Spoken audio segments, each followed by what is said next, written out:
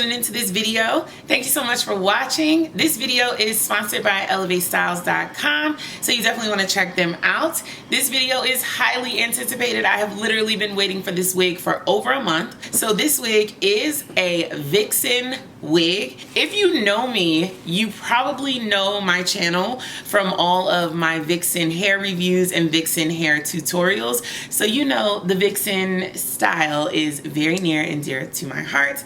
And yeah, if you haven't seen any of my Vixen tutorials, then please go back and check those out. So when I saw a Vixen wig was available, I was like, wait a minute. Wait, a Vixen with no leave out? A Vixen that you don't have to sew in, a Vixen that's super versatile and it takes 10 seconds to pop a wig on your head and get it going. I had to have this wig. Outre, it's their Swiss X collection, and I do have her in the number DR30. So here is the wig straight out the pack. I love this DR30 color. I can't get enough of it. It's one of my favorite colors from Outre. So I thought that the wig would be separated into 4 sections, but clearly no, the wig just comes all straight down together. So we will have to find our own 4 sections. Let me turn the wig inside out so we can take a look at the cap construction.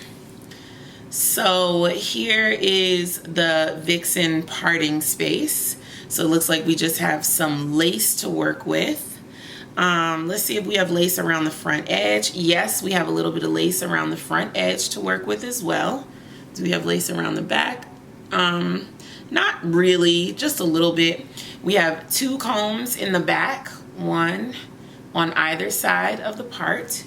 And then, wow, we have 4 combs in the top. So we have 2 by the temple and 2 right by that middle part. So there's a lot of combs. And we do have 2 adjustable straps. They do not connect in the middle. Obviously, you would be able to see that if you part the hair. So the straps are along the sides.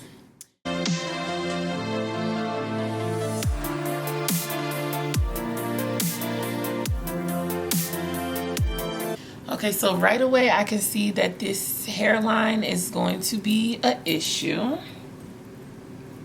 that will need to be addressed.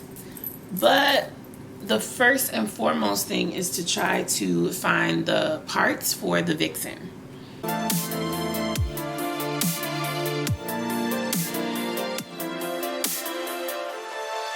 Now, I think she actually looks really pretty just as like a middle part. But let's see if I can find the side parts.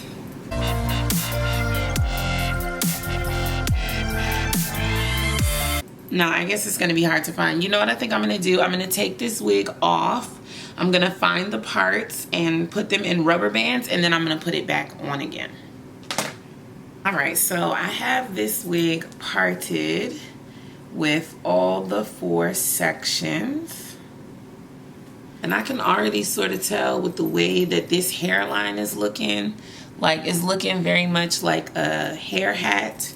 So I'm going to have to do the got to be glued with the baby hair method.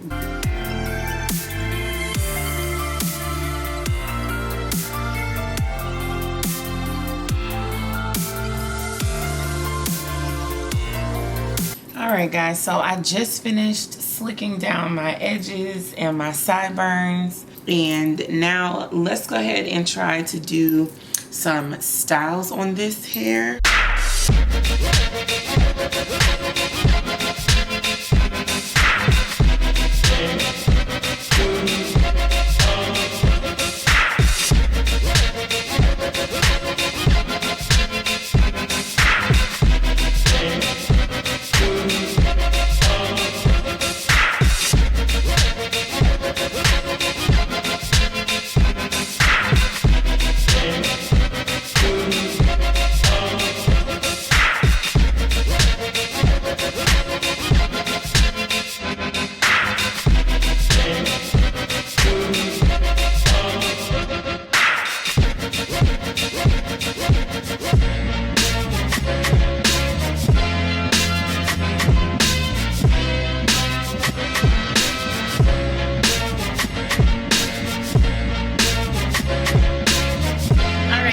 so let's jump right into this review. Start off with the texture. The texture on this hair is amazing, and the luster is amazing as well. It's a very light yaki, blow dry, blown out feel. The density on this wig is definitely heavy. It's like a full wig, but it's not extremely thick. Tangling, I really didn't experience too much tangling, so I think that this texture is really great in terms of tangling. Shedding, I've experienced a lot. Like, I have hair all over me. This wig is definitely shedding a little bit. The color, the dye job is amazing. I love DR30, especially when I get a nice 4 to 5 inches of dark roots, and then my 30 starts down around my shoulder area. Let's talk about the length of the hair. So the hair is coming down just below my bust line, so this length is probably somewhere around 18 to 20 inches, I would say, and I'm 5'7", just to give you a gauge of how tall I am. This parting space, this is what the whole wig is all about, is the parting space. So let me show you the parting space when you do these two space buns.